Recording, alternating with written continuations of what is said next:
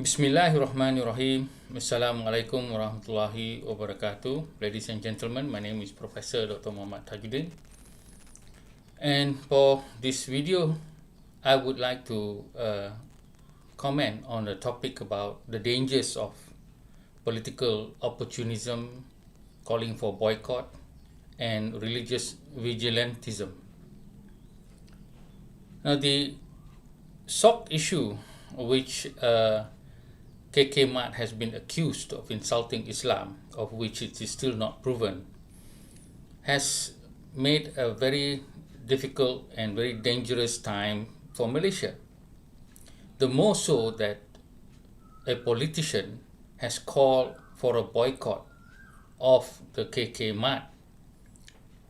Even though when the politician asked for apology, the KK Mart had already given, and when the politician again called for all the apologies to be made at all the branches, and when it was met, and still the politician had called for a boycott of Muslims against the KK Mart chain.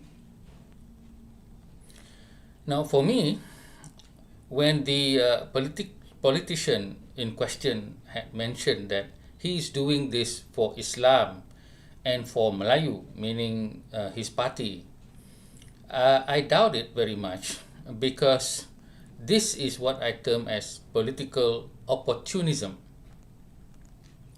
Now, what is political opportunism? And what is the danger of political opportunism?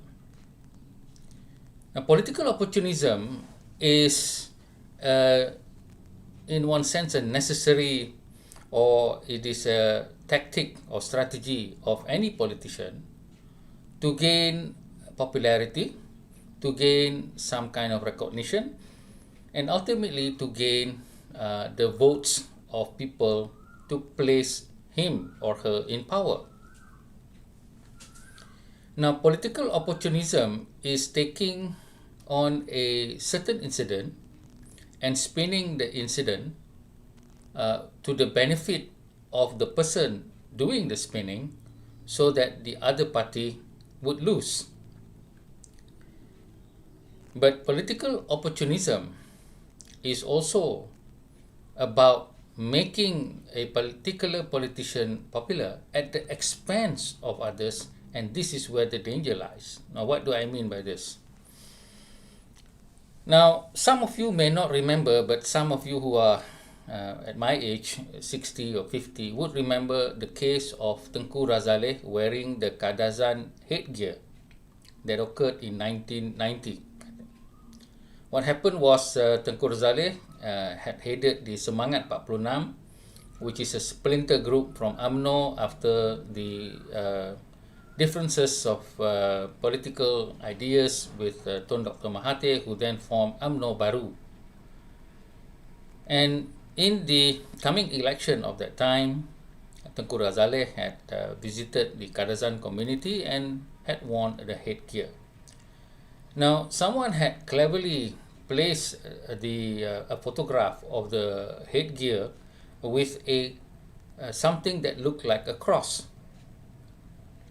Now, I was told that Mahathir had worn the same headgear, but the point here is that when it was made at that political timing, then the cause of it was that Semangat 46 had lost the election from the narrative that they are more in support or sympathy of Christians. So the race and religious card was used by Tun Dr. Mahathir and UMNO Baru at that time to win the election. Now, the cost was Tengku Razaleigh's win, but there was no cost of people's salaries, or there was no cost of the threat on anybody's life, which is different in the case of the KK Mart sock issue, which I will explain later. Another example of political opportunism, which is more or less harmless, is the incident where Peja, or one of the Bersatu big guns, had mentioned that Malaysia had lost a great opportunity in gaining a lot of economic wealth from letting go of Taylor Swift concert opportunity. Now, this again is political opportunism because it was touted that Taylor Swift concert was so successful in Singapore and that people from many regions of Southeast Asia had flown in just to watch the singer. Now, for Bersatu to be making that statement, it is a very funny thing because Bersatu is in coalition with Parti Islam Malaysia, who wouldn't even allow the Bon Odori celebration, much less other concerts. And so that is again another example of political opportunism, but there was nobody's salary being threatened, nor there was no life or the welfare of anyone being threatened. Now, in the case of the SOC incident, where the politician had called for the boycott of KK Mart, there was clearly a problem or a danger of many of these workers who are innocent of any crime, for them to be losing their jobs if a boycott was called, like McDonald's and Starbucks in the Palestinian issue. So much so that they will be facing a very meager Hari Raya because most of these workers are Muslim. Whether they are Muslim or not is irrelevant. That they are hardworking Malaysians, our children, our daughters, our sons, because most of them are young, the ones that I noticed anyway, will be jeopardized because of this accusation that still has no proof. The proof is only that it had occurred, but there was no proof of intention. People are saying that, oh, the KK Mart is insulting, but how can you be accusing someone who for the first time had done something? Because it could be a mistake. Or some people now are saying that it could be a sabotage by another chain store or another group who would benefit from it. Now, regardless of whatever the investigation revealed, for me, making a mistake is part of being human. And being punished for making a first mistake is certainly something that I don't think any one of us would like to enjoy having done. For instance, if you were to be working in a new environment or in a new situation, and of course you will be making mistakes. And how would you like it if the management comes and fire you from your first mistake? I think in that case you could even take it to the labor court and say that, well, I mean, can't you make mistakes in order for you to learn? So this is something which even in Islam, it is the Prophet's forgiveness in many issues that I have mentioned. How people have tried to assassinate him, how people have desecrated his family as well as his person. We read a lot of these things, but he had forgave them when he had the upper hand. So in this instance, we see that there is a danger of the workers losing their jobs and losing their income. And this is something that did not happen in the Mahathir Coolie headgear affair as well as in the Peja Taylor Swift incident of political opportunism.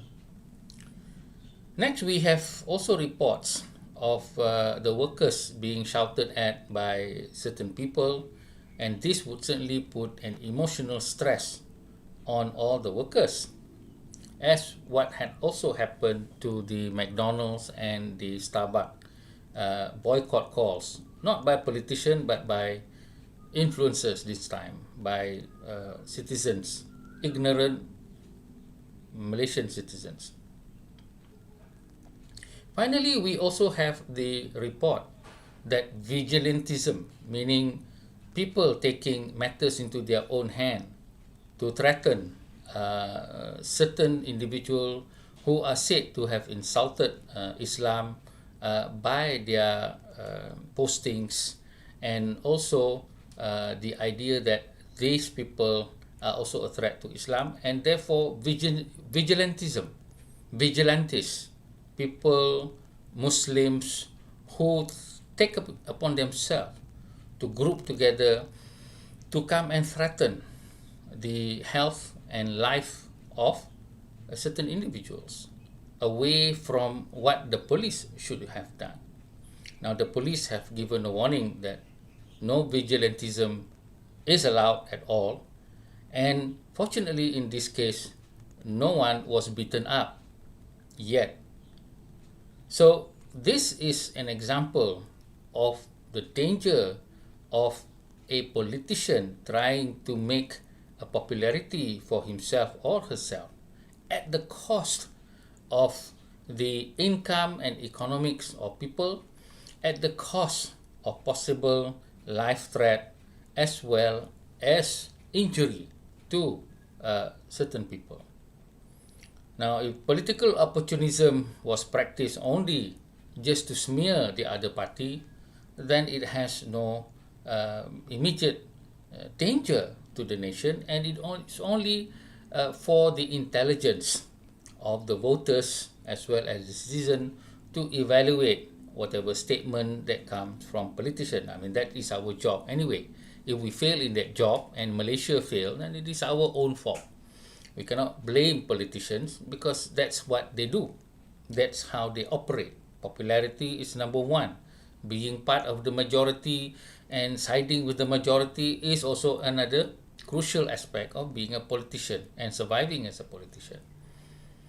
Now, I'm not condoning that, but this is how life is. But I do draw the line when the economic or income of Malaysians, our children, our daughters and our sons are being threatened.